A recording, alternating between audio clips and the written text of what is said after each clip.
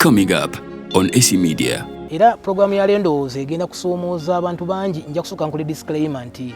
bwe tuwulira tukusoomoozezza nnyo tonyiiga. Sikamuka ebigere emabega weefumitirize oyige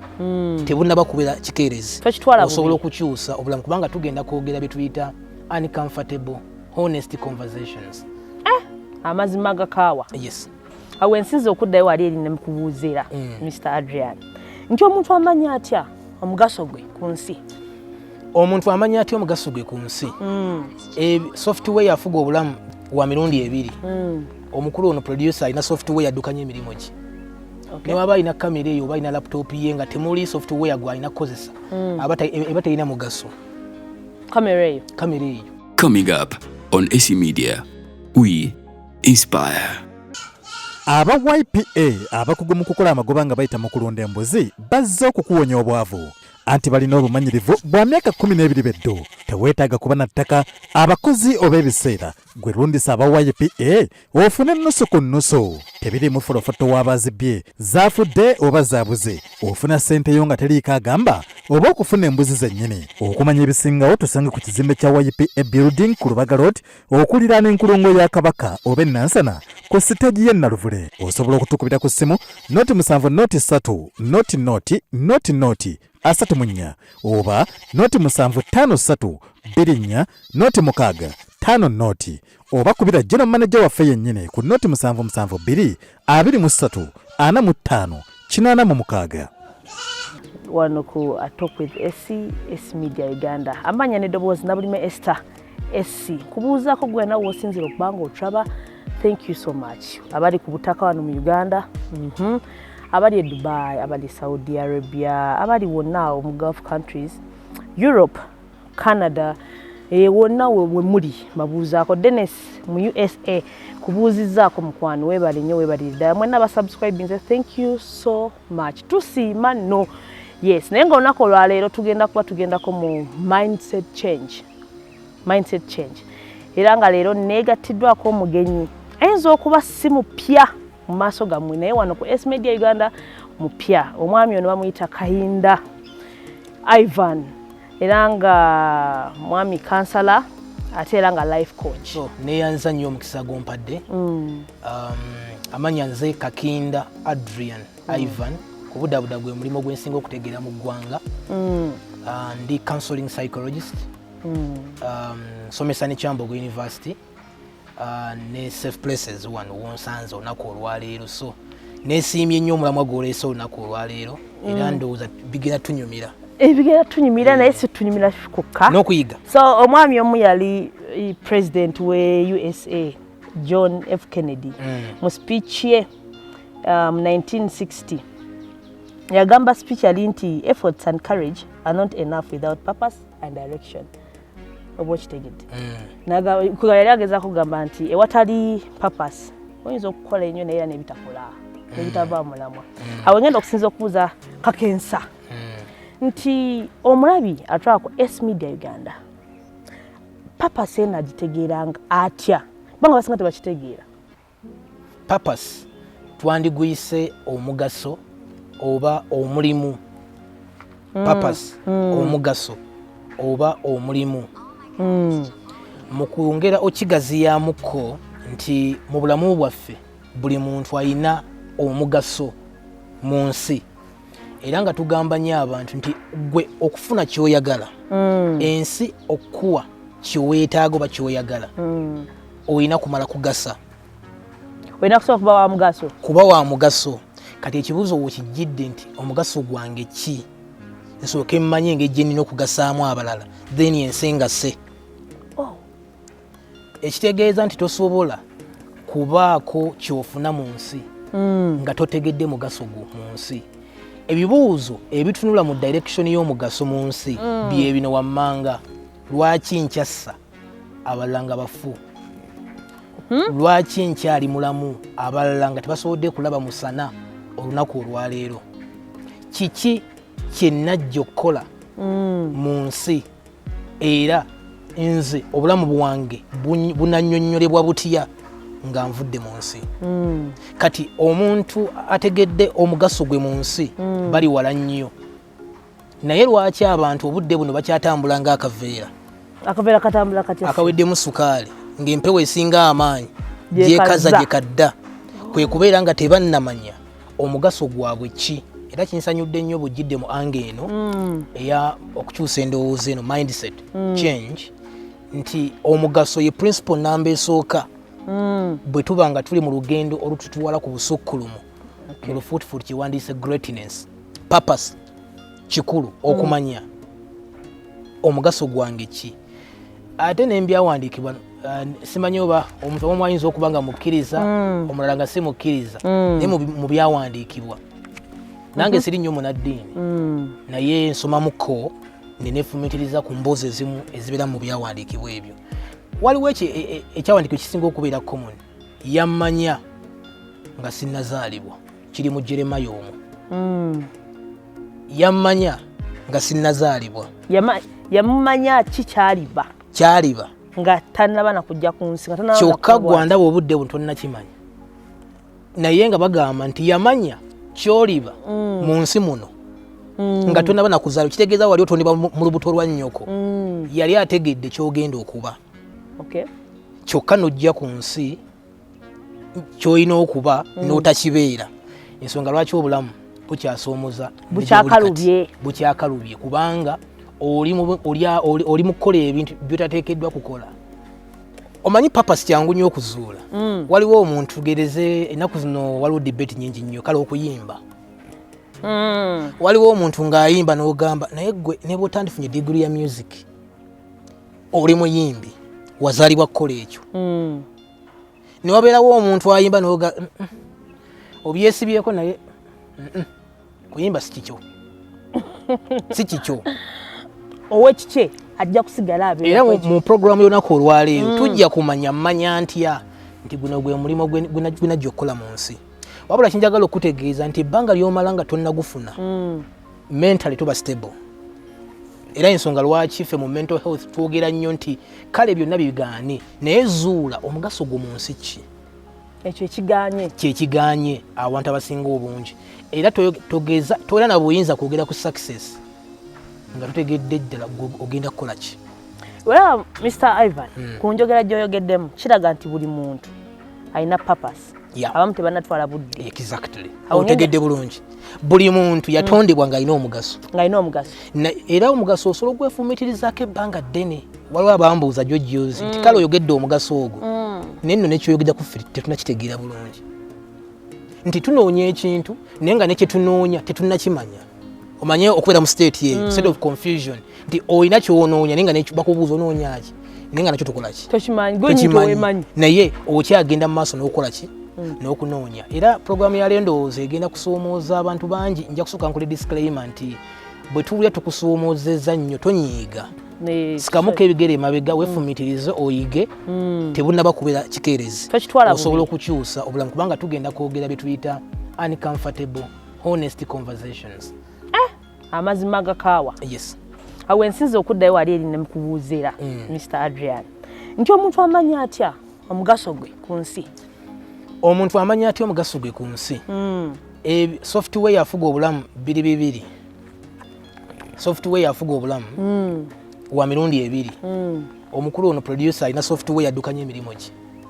ne waba alina kamera eyo oba alina laptop ye nga temuli software gwe alina kukozesa eba terina mugaso kamera eyo ne gadgets zakozesa mulimu software gwe gutajja kulaba na maaso naye nga yaddukanya mashini eyo naffe Katonda watu bwe yatutonda tulina software addukanya obulamu software eyo yeki bintu bibiri obwongo brain omaaso ogiyita mind then n'omwoyo soul abamu baguyita spirit ffe mu psychology ne tukiyita intuition tujja genda ko eyo nnyo kaakati ebintu bino bye biddukanya obulamu obwongo n'omwoyo omwoyo guno omanyira nti olina omwoyo lyeddoboozi eryogerera mu kifuba kyawo gwampulira olina eddoboozi fono mu Buganda omuntu ayinza kugamba nti nabadde ngenda eno naye ekintu kyaŋŋambye genda eno ekyo kyoyita ekintu eddoboozi eryogerera mu kifuba we tudde wano that's the intuition or the soul or the spirit yeggwe kennyini kati eddoboozi eryo ligoberera principle gye bayita amazima kati tubaawo n'obwongo obugoberera ebituufu facts waliwo ekigoberera amazima n'ekigoberera ki facts zikyuka ekituufu kiri nti ese atudde wano olunaku olwaliyo ne si bwakolera ekitegeeza mu dakiika nga n'okuva kati ajja kubazzeeyo gy'akolera amazima gakola ki geego nti ebituufu bikyukakyuka the facts bwe bwongo era obwongo bwagala nnyo safety first era omuntu agoberera ennyo obwongo nga bwe tuli mu Africa kijja kumutwalira ebiseera okuzuula papasi ye entuufu obwongo nga ye tagoberera mwoyo gwe kigumugamba agoberera bwongo kigumugamba era tukitwala mpolampola kati omwoyo guno gwe gugoberera amazima truth amazima gukugamba nti omuntu oyo si mutuufu noga alaka mutuufu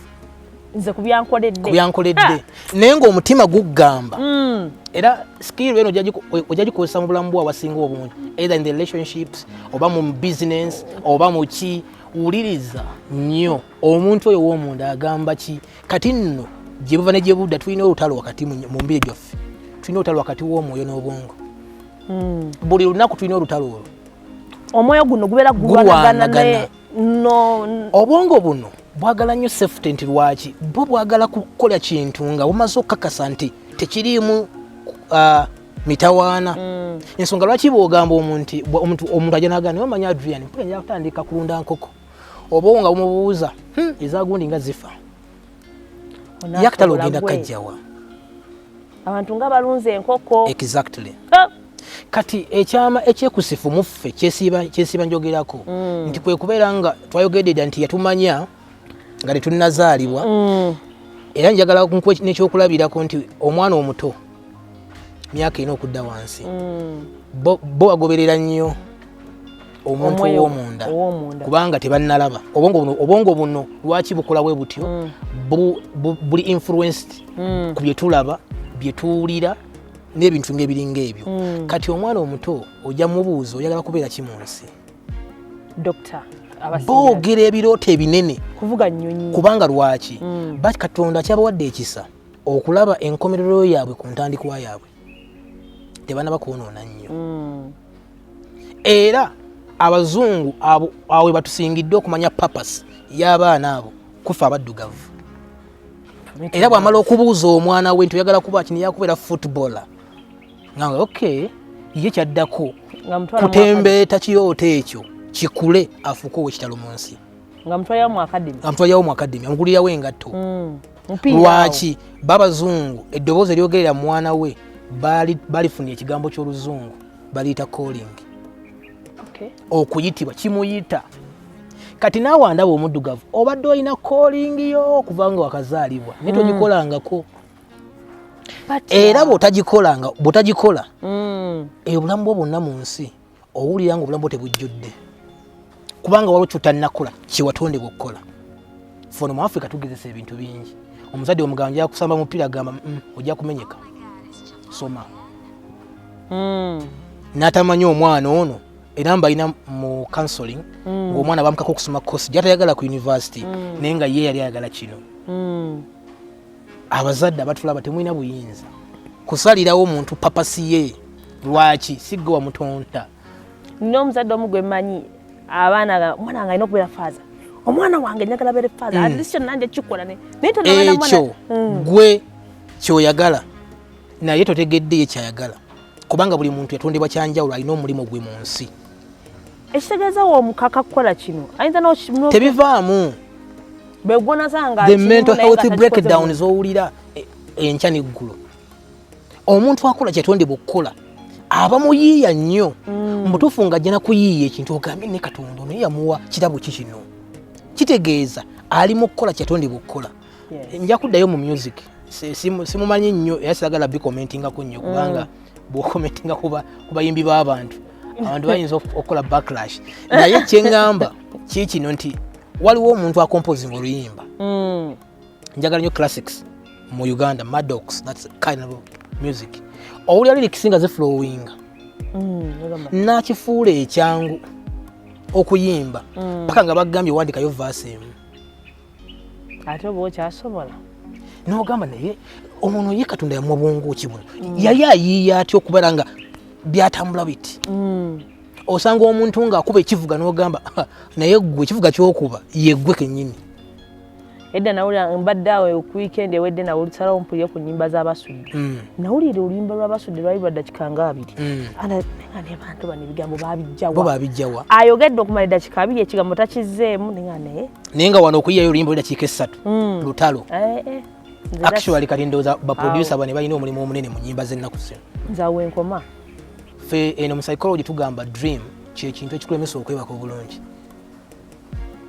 paka ng'okituuseeko kibaite ekirooto si bye bino byoloota Mr. Adrian agenda kuba atunyumira mbu naloose simanyi nga tugenze mu kyalo simanyi nga tuwulya mmere ebyo si bye ebirooto ffe twogerako wano wantwogera ku ekiruubirirwa ekitakukkiriza kwebaka bulungi paka ng'okifunye mu bulamu bwo that's the dream kati dream etambula ne purpose era ebbanga ly'omala nga tonnatuuka ku ky'olina kukola mu nsi mwattu owuli obulamu bwo tebujjudde ate obulamu bwe butajjula obeera mu kuwankawanka ebbanga lyonna purpose so purpose kintu kikulu nnyo mu bulamu nti omuntu alina okumanya ki kyalina okukola naye mu kkubo ly'okuzuula ky'olina okukola waliwo emisanvu environment gw'okuzuula ekyo ky'olina okukola waliwo emisanvu byalina okuvuunuka era ebyalina okuvuunuka bintu biringa 3 ebintu ebizimba obwongo bw'omuntu biri 3 awaka gyakulidde community mwabeera ekikuba omusumali ogusembayo mu coffin ssomero gyasomedde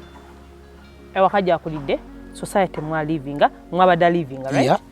neeno ne ku ssomero era obudde buno ensonga kitugamba nti olowooza nga bwolowooza ofaana nga bw'ofaana kubanga bw'otyo bwolowooza endowooza zaffe zifugibwa oba zibumbibwa gye twakulira bw'oba ne kitaawo ng'akugamba gw'omugamu gyakubeera musawo gwe wano jjajjaawo ki yali abadde omusawo lwaki weerimba kati bw'omala okkakkanyizibwa awaka w'okulidde ng'abantu abakulyanye bakkakkanya n'ogenda mu community n'olaba nga abantu b'olaba be balemeddwa ensi ofuna okukakasibwa nti omuzeeyi kye yagambye kituufu n'ogenda ku ssomero omusomesa n'akuwa omusumali ogusembayo naga tolituuka gy'ogenda naawe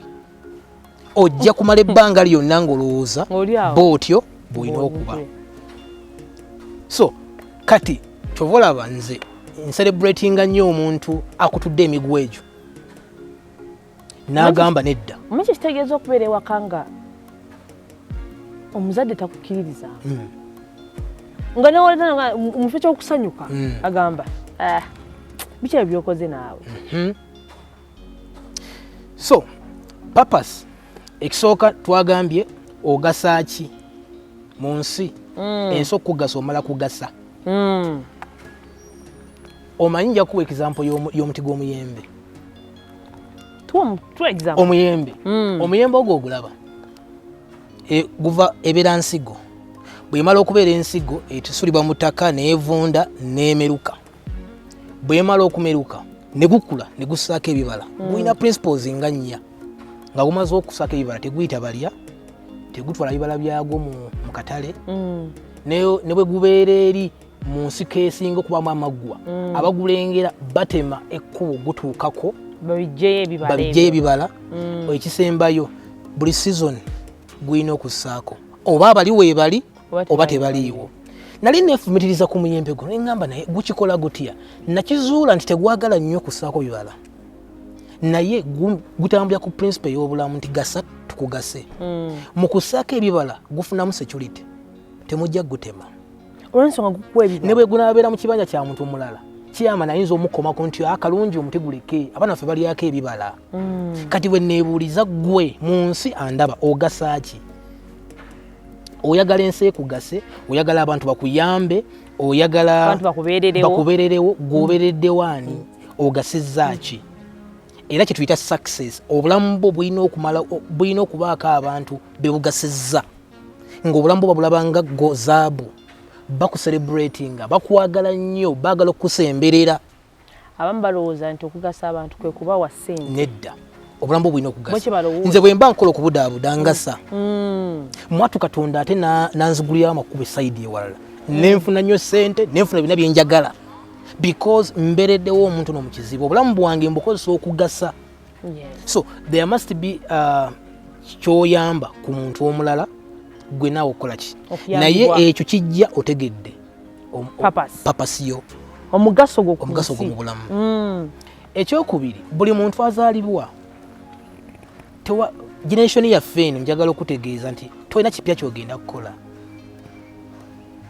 buli kimu bakikola dda era omuzungu omu yagamba nti whichever thing that starts is an indication that it's done buli ekitandika kaba kabone akalaga nti kikoleddwa bw'ogenda okusamba omupiira bamesi bagusambye dda enjawulo weebeera ye style gy'okoleramu kubanga esi engeri gy'okolamu ebintu byo nze sijja kusobola kubikolanga gwe newankubadde tuyinza okukola ebintu byebimu naye enkola yeyawuka ekiri mu generation yeno tosobola bikolanga nze newankubadde tusobola okukola ekyo era bw'ogezaako bikolanga nze ensi teri ku appreciating ejjaga ono yakoppooli ebbanga lyonna wamma bebenda bagamba gundi oyo yabadde akoppooli ekitegeeza bw'okoppooli ekyo tebaki appreciating nga nawe otekamu amaanyi n'olwekyo bwe tudde ne tugamba nti kali ketwagambye nti yammanya nga sinazaalibwa bwe nali nkeefumitirizaako nalowooza ne ŋŋamba ekitegeeza omusajja ono eyantonda yasooka n'atambula olugendo lwange n'aluggusa eri n'amaana akomawo n'abuuza kumwe abatudde wano ani yagala okutambula buno olugendo nze ne mpanika omukono n'alumpa ekitegeeza ebbanga lyonna nina kuzuula olugendo lwange lwali lutya mwemba ntambulira okusobola okufuuka ow'amaanyi papa si kikulu